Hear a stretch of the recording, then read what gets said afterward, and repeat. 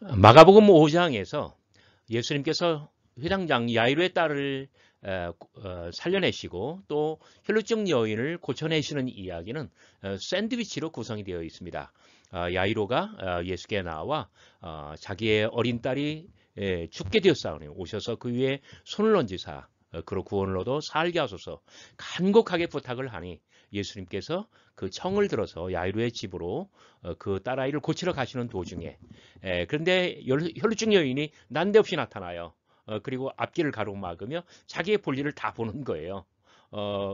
그래서 여인은 혈루증 여인은 자기의 어떤 필생의 문제를 다 해결하고 구원을 얻어 돌아가는데 그런데 그때 마침 야이로의 딸은 죽고 말잖아요. 그러나 예수님께서는 두려워 말고 믿기만 하라 하시면서 야이로의 집으로 가셔서 그 아이를 살려내십니다. 자, 이런 샌드위치 구성을 통해서 마가는 어떤 긴장이 팽팽하고 그리고 이 이야기가 아주 드라마틱하게 전개되는 그런 아주 극적인 샌드위치 효과를 누립니다. 단적으로 말해서 야이로는 아주 황천길을 갔다 오잖아요.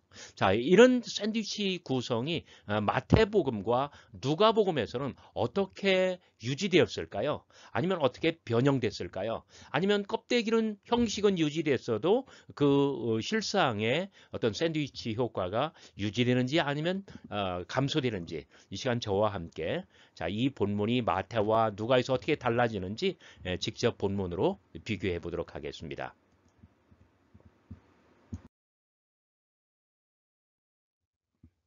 자, 먼저 마가복음의 본문을 읽어볼까요? 5장 21절부터 24절입니다. 예수께서 배를 타시고 다시 맞은편으로 건너가시니 큰 무리가 그에게로 모이거늘 이에 바닷가에 계시더니 회당장 중에 하나인 야이루라 하는 이가 와서 예수를 보고 발 아래 엎드려 간곡히 구하이르되 내 어린 딸이 죽게 되었사오니 오셔서 그 위에 손을 얹어 그로 구원을 받아 살게 하소서. 이에 그와 함께 가실새 큰 무리가 따라가며 애워싸 밀더라. 자, 여기 내 어린 딸이 죽게 되었사오니 투가테리온 아주 어린 딸 눈에 넣어도 아프지 않을 그 딸이 죽게 되었습니다. 죽게 되었사오니 살게 하소서. 정말 딸아이는 생사의 갈림길에 있잖아요. 그런데 이 아이를 죽지 않고 살아나게 할 수 있는 방법이란 무엇입니까? 오셔서 그 위에 손을 얹으사 그로 구원을 받아. 자, 손.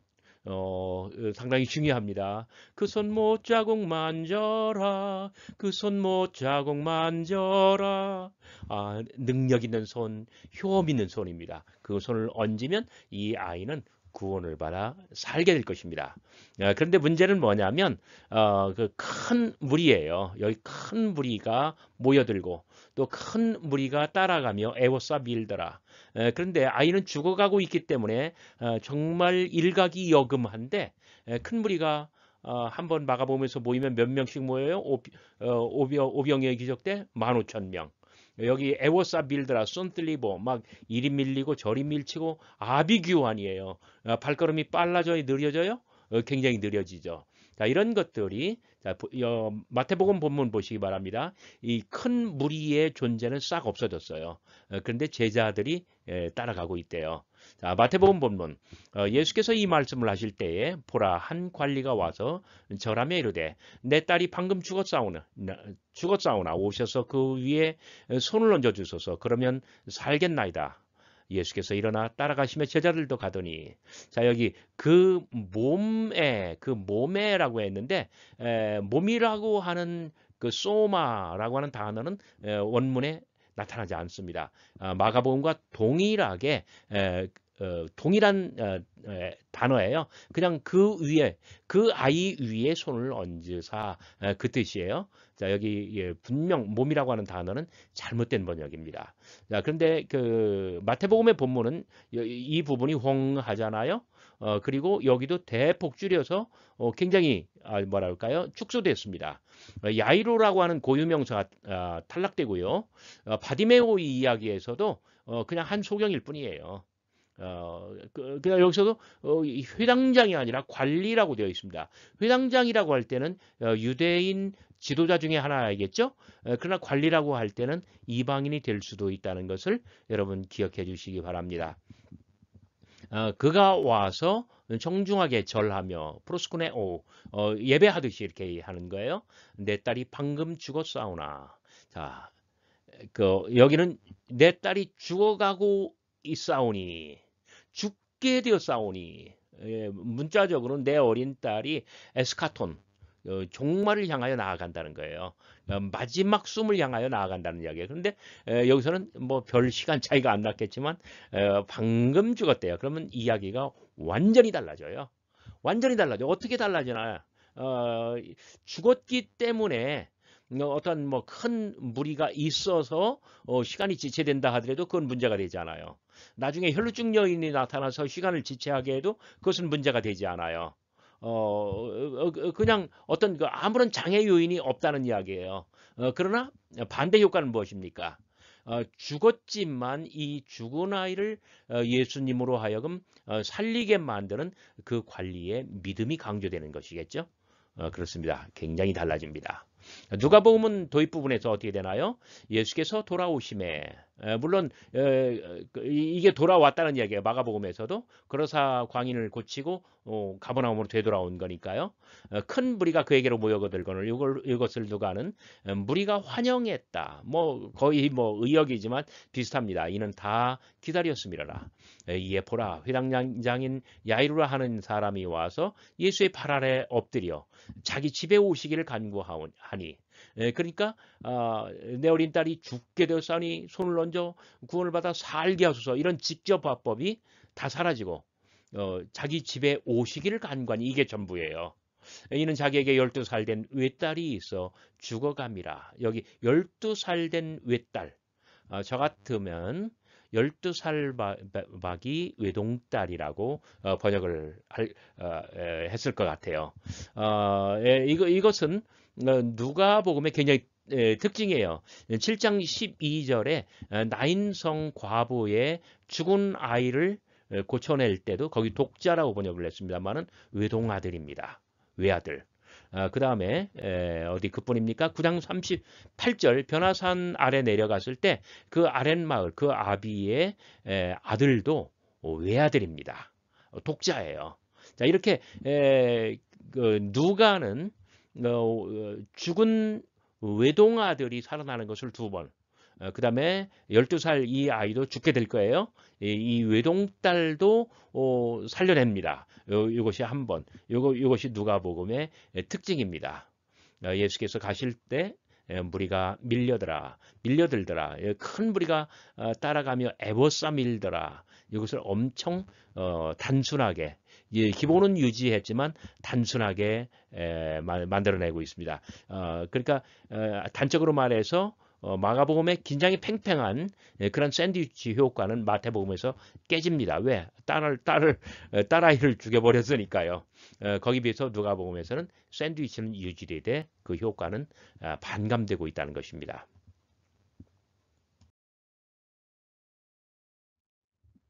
자, 다음은 샌드위치의 가운데 토막인 혈루증 여인의 이야기입니다.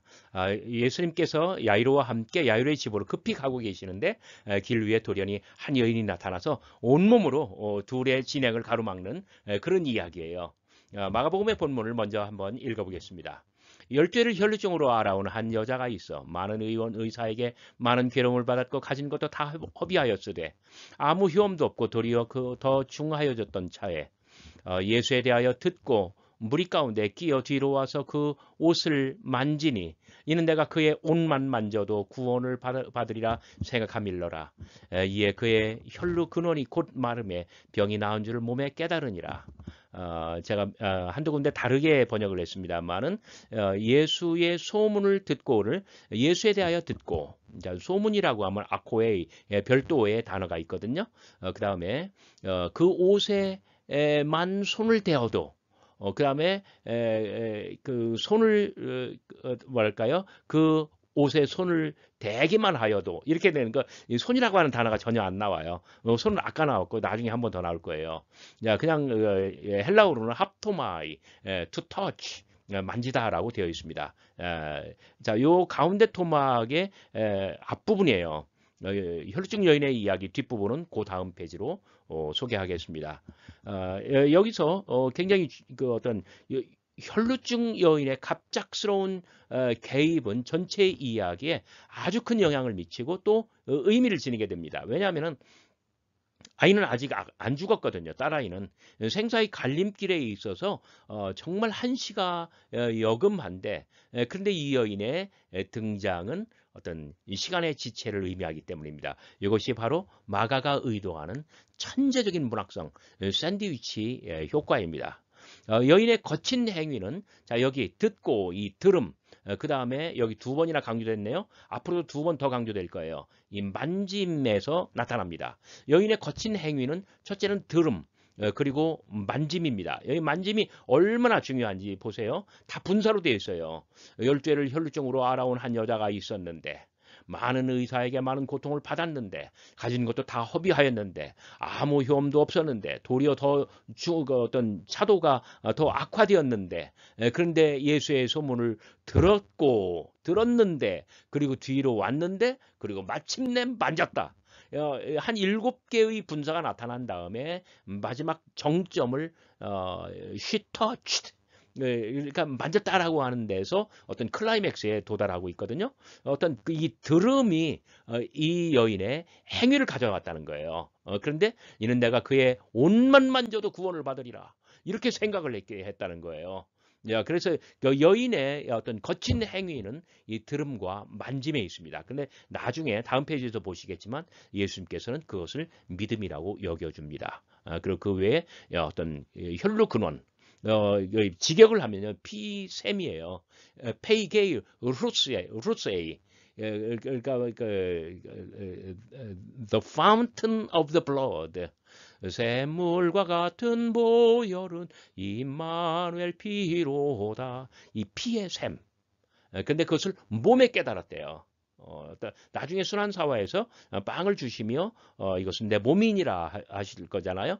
그 몸입니다. 이런 이야기가 마태복음에서는 거의 다 사라졌어요. 마태복음에서는 여러분 보시듯이 어때요? 한 4분의 1 정도로 줄었네요.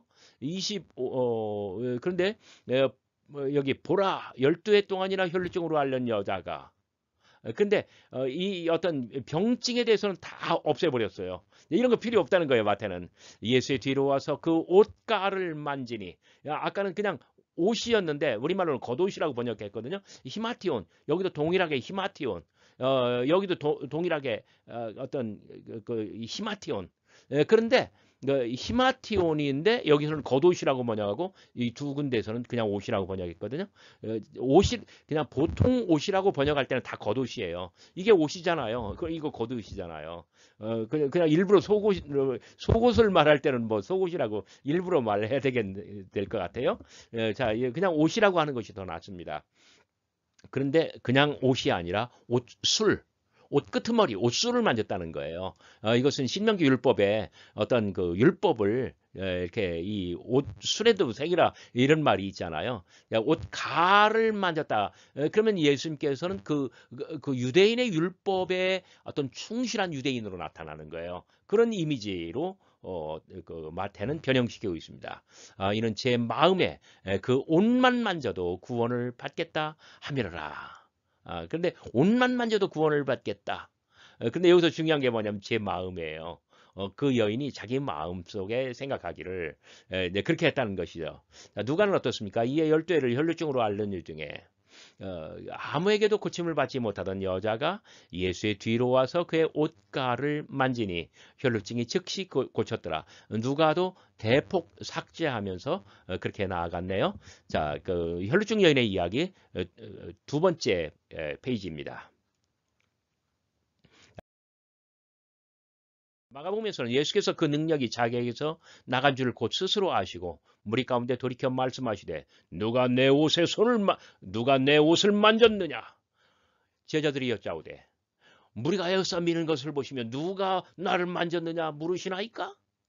예수께서 이 일 행한 여자를 보려고 둘러보시니 여자가 자기에게 이런 일을 알고 두려워하여 떨며 와서 그 앞에 엎드려 사실을 여쭈니 예수께서 이르시되 딸아 내 믿음이 너를 구원하였으니 평안히 가라. 내 병에서 놓여 건강할지어다. 자, 마가복음에서는 굉장히 극적인 그런 효과가 있어요. 이 여인의 어떤 갑작스러운 개입이 어떤 들음과 만짐에 있다고 했잖아요. 누가 내 옷을 만졌느냐? 나를 만졌느냐 물으시나이까? 자, 만진 것이 앞에서도 두 번이나 뒤에서도 두 번이나 등장하고 있습니다. 그런데 여기 어떤 그 제자들이 그러니까 예수와 여인의 어떤 정면으로 마주치는 이런 극적인 그 모멘트, 나중에 마타에서는 다 사라질 거예요. 그런데 제자들이 뭐라고 해요? 아이, 선생님 소심하시네. 우리가 에오사 이렇게 아비규환인데 누가 나를 만졌느냐 물으시나이까? 이거는 그냥 넘어가야죠. 그러나 예수는 제자들의 이런 대꾸에 아랑곳하지 않고 여자를 찾아내려고 하고 있습니다. 그런데 마침내 눈이 마주쳤을 때 여자가 들통났구나 하면서 두려워하여 떨며 이실직고 합니다. 이런 어떤 제자들의 무감각, 거기에 비해서 어떤 그 예수의 어떤 그 민감성, 31절은 제자들의 무감각이에요. 그 32절은 예수의 민감성이에요. 그 한복판에는 그 어중간하게 여인의 어떤 그 두려움이 있습니다. 이런 면에서 마가가 굉장히 어떤 디테일하게 어떤 심리 묘사나 이런 면에서 어떤 그 완성도를 높여주고 있습니다. 여인의 사건과 이야기는 야이로의 어떤 인내심을 테스트하는 지경으로 나아갑니다. 왜냐하면은 이렇게 다 하는 사이에 딸아이가 죽을 거거든요. 그럼 마침내 이 여인은 딸아 내 믿음이 너를 구원하였다. 가라 평안히 가라. 병에서 놓여 건강할지어다. 이 여인은 구원을 어떤 선포받아요. 구원을 확인해요. 그리고 모든 축복을 다 받아요. 하지만 그 사이에 딸아이는 죽잖아요. 바로 이런 면에서 여인의 어떤 이런 돌발적인 행동, 그리고 갑작스러운 개입, 이 모든 것들은 야이로의 기다림과 야이로의 믿음을 테스트하는 그런 측면이 있습니다. 자, 그런데 예수께서 돌이켜 그를 보시며 막 그냥 다 잘라먹었어요. 이것도 다 잘라먹었어요. 그 뭐 어떤 예수와 여인의 어떤 그 마주침, 제자들의 어떤 무감각, 예수의 민감성, 여인의 두려움 이거 다 잘라먹었어요. 이르시되 안심 따라 안심하라 내 믿음이 너를 구원하였다 하시니 여자가 그 즉시 구원을 받으니라. 근데 돌이켜 그를 보시며 무엇을 봤을까요? 아까 여인이 제 마음에 생각하기를 내가 옷가만 만져도 옷을 만지기만 해도 구원을 받을 거다라고 했잖아요. 그 마음을 보신 거예요. 그 마음을 보셨기 때문에 자 여기 따라 마가와 누가복음에는 없는데 안심시킵니다. 왜? 예수께서는 그 마음을 보셨잖아요. 마음까지 헤아리 보시는 거예요. 그러면서 내 믿음이 널 구원했다 하시니 여자가 즉시 구원을 받으리라. 자, 이 세 개의 각각의 본문에서 구원이라고 하는 단어가 어떻게 등장하고 어느 포인트에 등장하는가도 굉장히 관전 포인트입니다. 자, 누가복음의 본문은 어떻게 됐을까요? 계속해서 혈루증 여인의 이야기입니다. 예수께서 이르시되 나를 만진 자가 누구냐 하시니 다 아니라 할 때에 베드로가 이르되 주여 우리가 밀려들어 미나이다. 예수께서 이르시되 아니다 나를 만진 자가 있도다. 이는 내게서 능력이 나간 줄 알미로다. 여자가 스스로 숨기지 못할 줄 알고 떨며 와서 엎드려 그를 만진 이유와 곧 나은 것을 모든 사람 앞에서 말하니 예수께서 이르시되 딸아 내 믿음이 너를 구원하였으니 평안히 가라 하시니라. 누가복음은 전체적으로 마가의 어떤 그 흐름을 유지하고 있습니다. 하지만 어떤 그 병증의 소개 바로 앞 페이지죠. 그 다음에 이 들음과 이 만짐에 대한 강조, 그리고 어떤 몸과 피의 샘 이런 것들은 비교적 탈락하고 있고요. 그리고 아무도 못 고치는 병증을 예수의 능력이 고쳐낸다라고 하는 점, 이것이 강조되고 있습니다. 자, 야이로는 어떤 자기의 길에 집에 가는 길에서 이 여인의 어떤 믿음과 치유를 경험하게 됩니다. 이러한 것들이 누가의 본문에서 다음에 어떻게 기능하게 되는지 관찰하는 것이 중요할 것 같습니다. 자, 샌드위치의 마지막 토막입니다. 야이로의 집에로 가는 길에서 또 야이로의 집에서 어떤 일이 일어났을까요? 이 본문도 길어서 두 개의 페이지로 구성하였습니다. 먼저 마가복음의 본문입니다. 아직 예수께서 말씀하실 때에 뭔 뜻인가요? 무엇을 말씀하실 때에 34절 따라 너의 믿음이 너를 구원하였다. 평안히 가라. 병에서 놓여 건강할지어다. 자, 그 혈루증 여인에게 어떤 구원과 생명의 선언을 말씀하실 때 회당장의 집에서 사람들이 와서 회당장에게 이르되 당신의 딸이 죽었나이다. 어찌하여 선생을 더 괴롭게 하나이까? 그러니까 아직 말씀하실 때에 이것은 마가의 그 유명한 싱크로나이제이션 동시화의 전략이에요. 샌드위치를 정말 효과적으로 어떤 문학적 효과를 극대화시키는 그러한 이야기죠. 혈루증 여인에게는 구원과 생명의 선언을 말씀하실 때에 집에서는 부고가 날라왔는데 딸아이는 죽었다는 거예요. 결과적으로 혈루증 여인이 자기가 죽어야 할 그 순간에 이 딸아이의 목숨을 담보로 자기를 살아나고 딸아이는 죽게 만들었다는 이야기예요. 정말 심오한 어떤 그런 구성 아닙니까? 그런데 어찌하여 선생을 더 괴롭게 하나이까? 예수께서 그 하는 말을 곁에서 들으시고 회당장에게 이르시되 두려워하지 말고 믿기만 하라. 자, 여기 곁에서 들으시고 어떤 파라쿠오, 이 말은 곁에서 듣다, 흘려 듣다는 이야기예요. 조금 이 반쯤은 무시한다는 이야기예요. 별것 아닌 것처럼 그냥 흘려보냈어요. 이런 이야기. 어떤 딸아이가 죽었다라고 하는 거기에 꽂혀 있지 말라. 그걸 너무 창념하지 말라. 네 딸은 살아날 수 있다. 그래서 두려워 말고 믿기만 하라. 이렇게 말씀하시는 거예요. 그런데 마가테는 이것을 다 잘라 먹었네요. 왜 그랬을까요? 딸아이는 이미 죽었으니까 이런 사연이 전혀 필요가 없는 거예요. 앞에 내 딸이 방금 죽었사오니 요 말이 얼마나 큰 어떤 뭐라 할까요? 결과를 큰 어떤 차이를 가져오는지 여러분들 보고 계시는 것입니다. 자, 누가복음에서는 아직 말씀하실 때에 비슷하네요. 회당장의 집에서 사람이 와서 말하되 당신의 딸이 죽었나이다. 선생님을 더 괴롭게 하지 마소서. 예수께서 들으시고 아까는 파라쿠오 여기서는 그냥 아쿠오 여기서는 흘려 들으시고 무시했어요. 근데 예수께서 잘 들으셨대요. 이르시되 두려워 말고 믿기만 하라. 그리하면 딸이 구원을 얻으리라. 자, 여기 마가는 두려워하지 말고 믿기만 하라. 이걸로 끝. 그런데 믿기만 하라. 그리하면 딸이 구원을 얻으리라.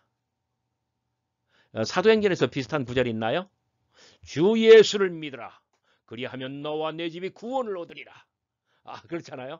자, 믿음과 구원을 관련시키는 누가의 특징입니다. 자, 그리고 그 혈루증 여인의 이야기는 바로 이런 점에서 야이로에게 어떤 믿음의 하나의 교과서가 될 거예요. 자, 다음 페이지 보실까요?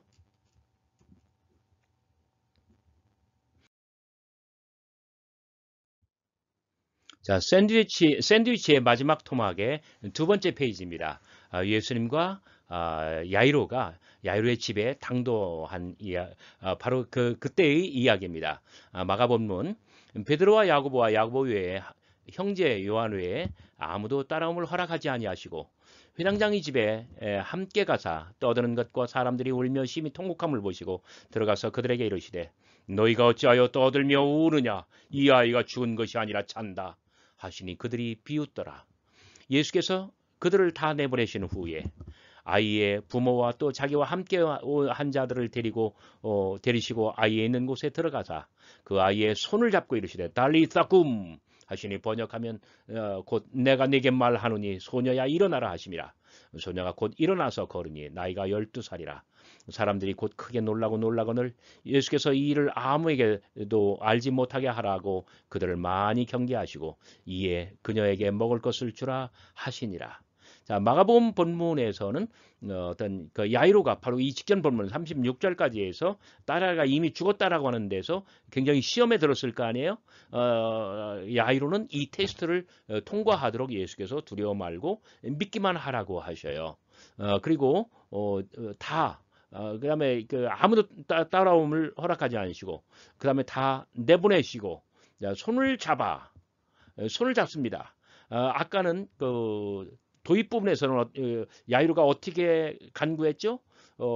내 어린 딸이 죽게 되었사오니 오셔서 그 위에 손을 얹으사 그로 구원을 받아 살게 하소서. 자, 분명히 예수의 손이에요. 그런데 예수의 손은 그 아이의 손을 잡습니다. 예수의 손과 죽은 아이의 손, 그리고 달리있다 굼 일어나라 일어났다.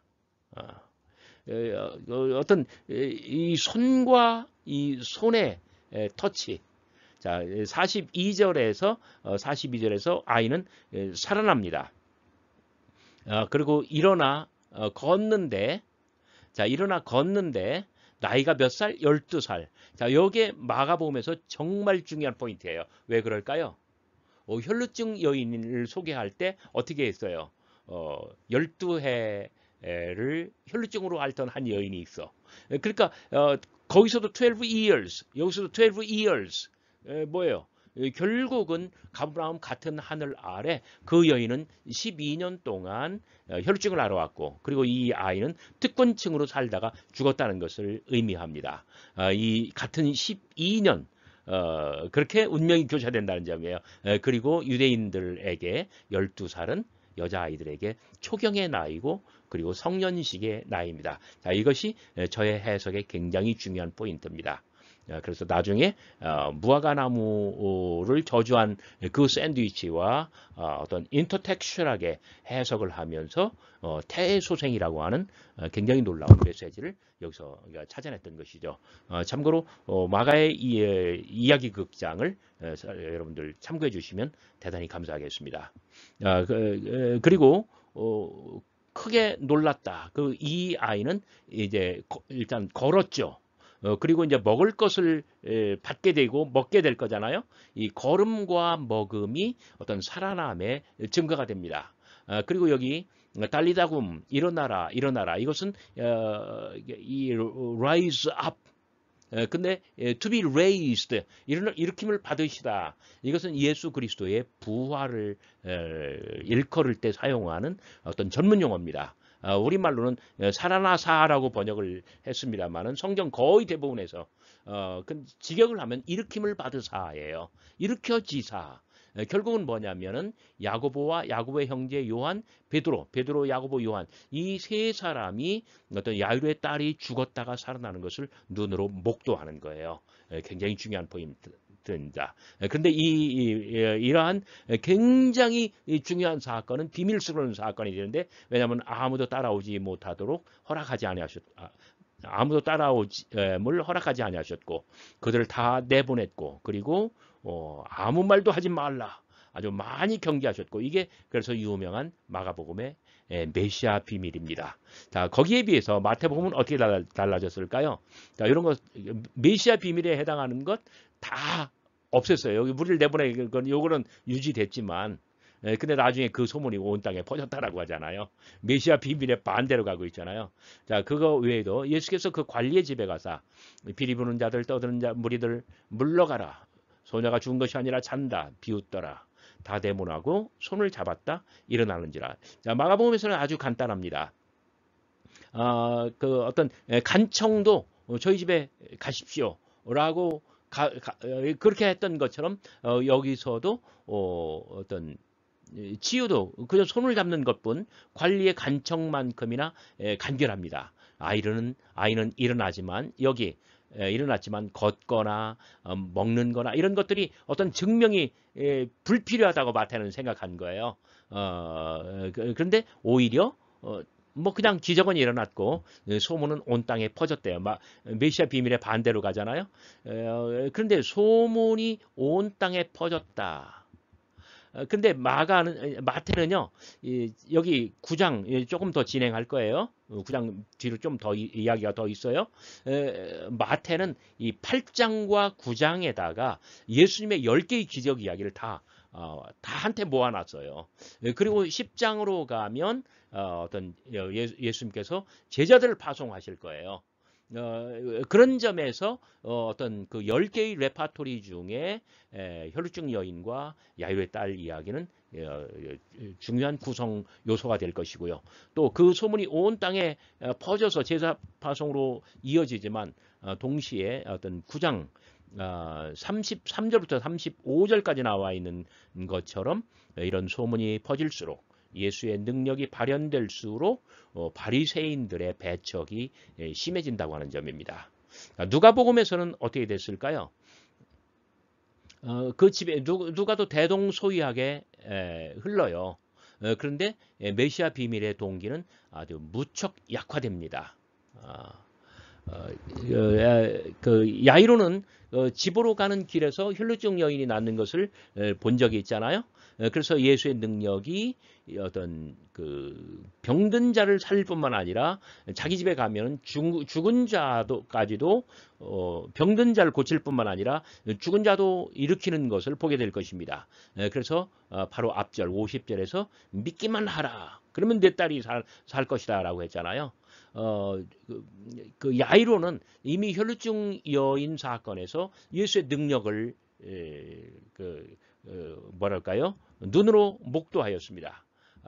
그래서 야이로도 과연 믿음을 가지게 될까? 그도 믿기만 하면 그런 일이 자기에게도 일어나게 될 것을 알아야만 합니다. 자, 이 50 몇 절입니까? 그 예수님께서 아이의 손을 잡고 54절입니다. 불러 이르되. 자, 마가복음에서는 그냥 손을 잡고 이르시되. 근데 여기 불러라는 말을 넣었어요. 뭐를 불렀냐면은 사실 혼을 부른 거예요. 그랬더니 아이야 일어나라 하셨을 때에 그때 누가만 추가한 거잖아요. 마가에는 없잖아요. 그 영이 돌아왔다. 부른 것은 영이고 혼이었습니다. 그래서 아이가 곧 일어나거늘 예수께서 그녀에게 먹을 것을 주라 명하시니 곧 부모가 놀라는지라. 근데 아까 제가 말씀을 안 드렸습니다. 마가본문에서 소녀에게 먹을 것을 주라. 아우테이. 그녀에게 주라 이렇게 이야기를 해야 마가복음 안에서 이 직역이고 해석이 더 정확하게 될 텐데, 왜냐하면 마가복음 전체를 흐르는 테이블 펠로우십 이야기에서 빵은 먹을 것 곧 빵은 뭐예요? 여성에게 넘어가거든요. 마지막 항에서 예수님의 제자들이 우리에게는 빵이 없다라고 이야기를 하잖아요. 그래서 그녀라고 번역하는 것이 옳고요. 여기서도 그녀에게 먹을 것을 주라.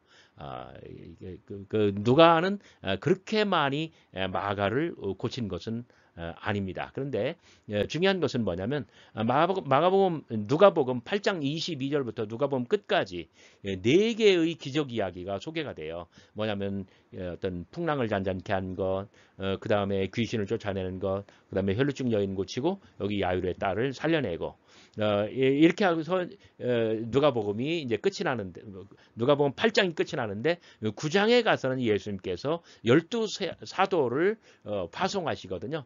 그래서 마태복음과 비슷하게 마태복음에서는 10개의 기적 후에 제자를 파송하시고, 누가복음에서는 4개의 기적 후에 예수님께서 제자를 파송하시는데 그 파송의 근거가 되어 있다는 점입니다. 전체적으로 볼 때에 마가는 샌드위치 효과를 극단적으로 누립니다. 그러나 마태는 깨집니다. 파열됩니다.